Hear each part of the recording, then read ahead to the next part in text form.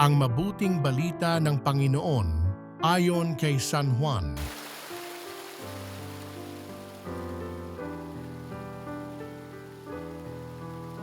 Noong panahong iyon, lumingon si Pedro at nakita niyang sumusunod ang alagad na minamahal ni Jesus, yaong humilig sa dibdib ni Jesus nang sila'y naghahapunan at nagtanong, "Panginoon, sino po ang magkakanulo sa inyo?"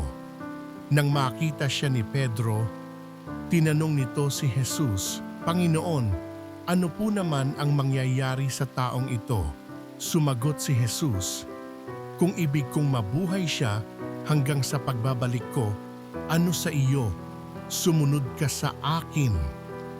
Kumalat sa mga kapatid ang balitang hindi mamamatay ang alagad na ito, bagamat hindi sinabi ni Jesus na hindi siya mamamatay, kundi kung ibig kong mabuhay siya hanggang sa pagbabalik ko, ano sa iyo? Ito nga ang alagad na nagpapatotoo tungkol sa mga bagay na ito.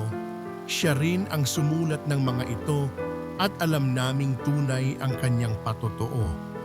At marami pang ginawa si Jesus na kung susulating lahat, inaakala kong hindi magkakasya kahit sa buong daigdig ang mga aklat na masusulat. Ang mabuting balita ng Panginoon